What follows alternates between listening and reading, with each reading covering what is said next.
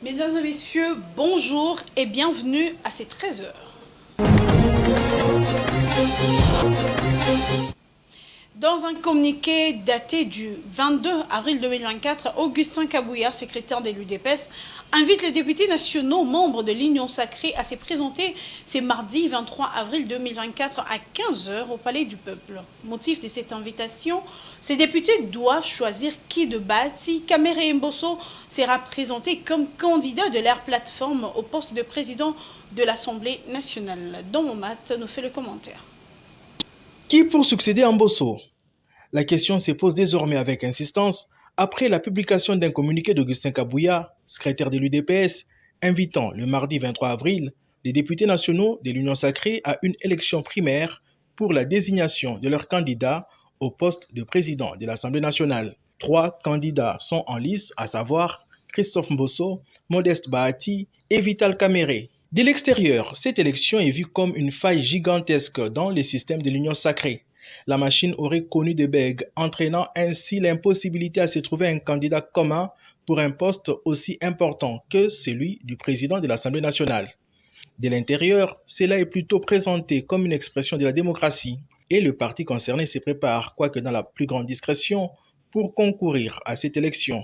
Contacté par notre rédaction, le camp de Vital Kamere s'est refusé de tout commentaire sur le sujet, question de respecter la ligne de conduite de l'UNC qui leur aurait imposé le silence sur cette question.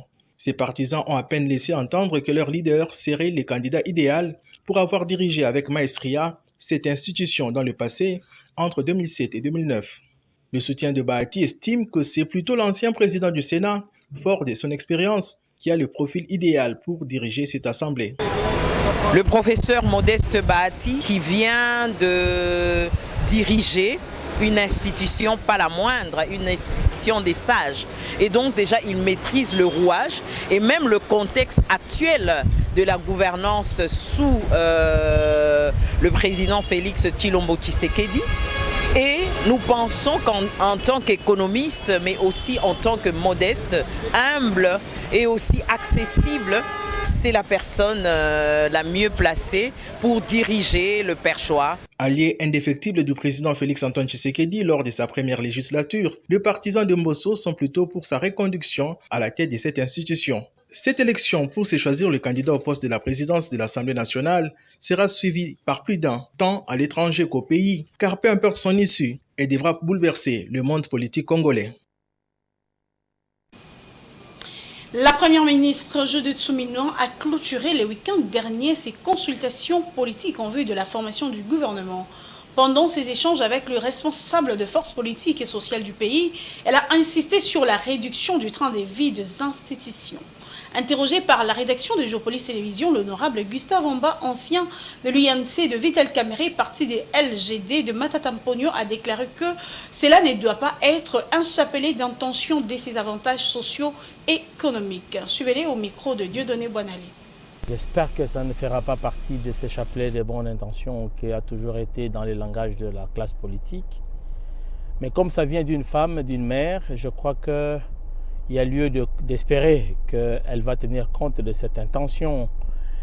Mais je crois aussi, parce que je trouve en elle certaines valeurs liées à ses habitudes de gestion dans le système des Nations Unies où elle a œuvré. Le PNUD, d'où elle est venue, a quand même des normes et des mécanismes et des principes qui sont respectés.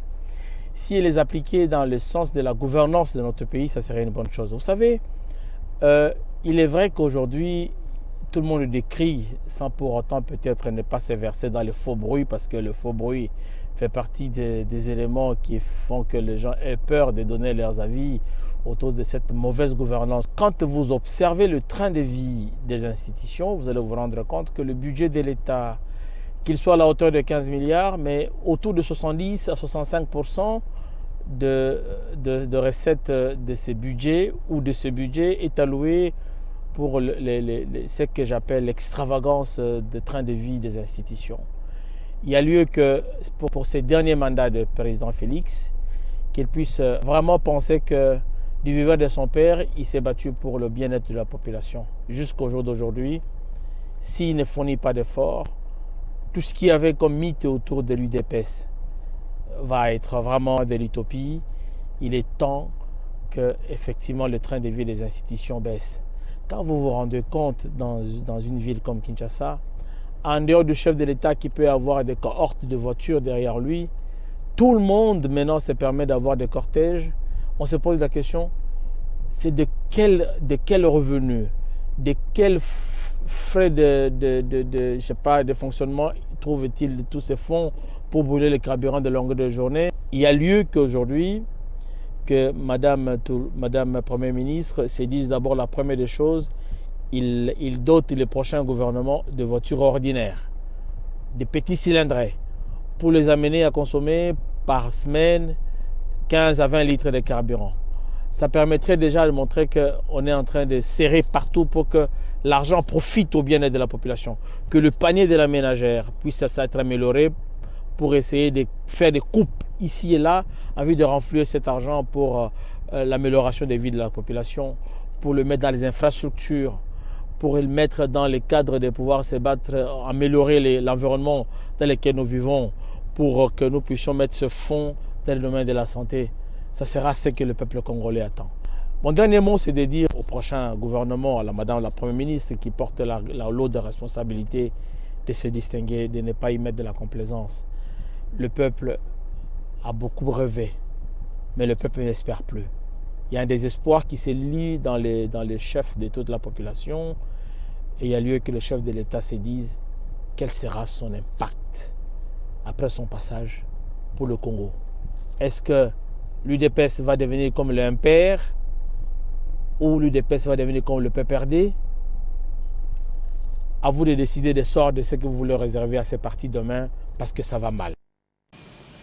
Changeons de chapitre à présent. La RDC fait face à un complot contre son unité. C'est l'affirmation de Nikes Kibelbel. Cet expert en questions militaires et sécuritaires estime que le Congo ne doit pas user de la diplomatie tout azimut, mais seulement de la diplomatie susceptible d'être acceptée par le peuple. Nikes Kibelbel a été joint par téléphone par Patrick Ilunga. Je vous propose de le suivre. Nous sommes seuls contre tous.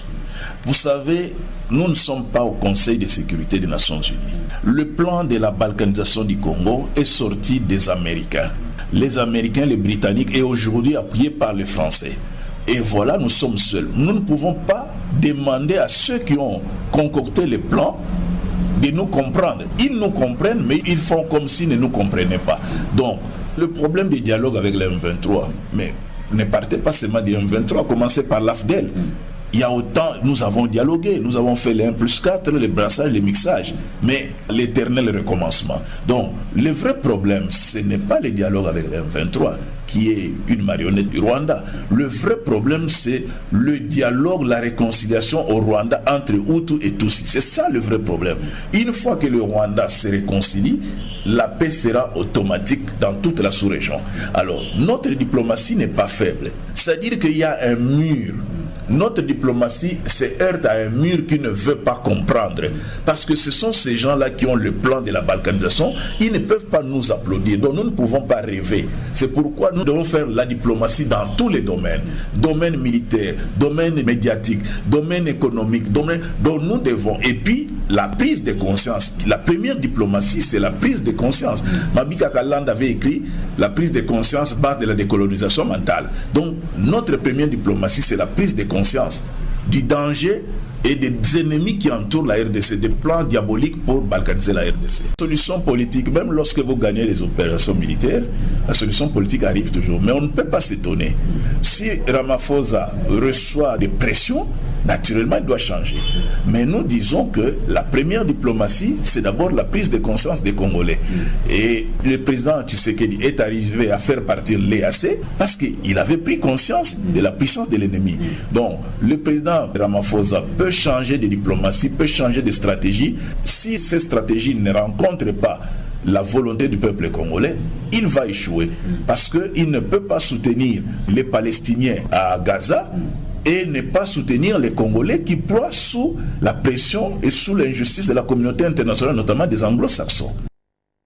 Avant de vous quitter, rendons-nous dans la page internationale. La CEDEAO investit 9 millions de dollars en 2024 pour aider 7 millions de déplacés internes dans ces 15 pays membres, dans le but de relever les défis du déplacement et d'atténuer son impact sur les populations vulnérables. Entre 2023 et 2024, plus de 26 millions de dollars ont été alloués à des activités humanitaires en Afrique de l'Ouest. Edouard Fonda nous donne les détails. Avec un engagement de 9 millions de dollars en 2024, la communauté économique des États d'Afrique de l'Ouest vise à fournir une assistance indispensable aux personnes déplacées par les conflits. L'espace communautaire compte près de 7 millions de déplacés internes en raison des conflits et des violences ainsi que des apatrides. L'initiative de la CEDEAO couvre les 15 pays membres de l'organisation, reflétant un effort collectif pour relever les défis complexes du déplacement et son impact sur les populations vulnérables. La CEDEAO a révélé qu'entre 2023 et 2024, elle a dépensé plus de 26 millions de dollars pour les activités humanitaires en Afrique de l'Ouest. Le bloc régional ouest africain a affirmé lors de sa conférence de presse hebdomadaire le 19 avril dernier mettre l'accent sur la prévention et la gestion des crises. Cette stratégie s'adresse au renforcement du capital humain des populations à travers un soutien à l'entrepreneuriat, à la formation et aux organisations sportives. Définie en 2012, la politique humanitaire de la CEDEAO vise à standardiser la pratique de l'action humanitaire au sein des États membres. Elle s'articule autour de 4 domaines prioritaires, à savoir les conflits, les catastrophes naturelles, les catastrophes anthropiques, les migrations mixtes et la protection des réfugiés.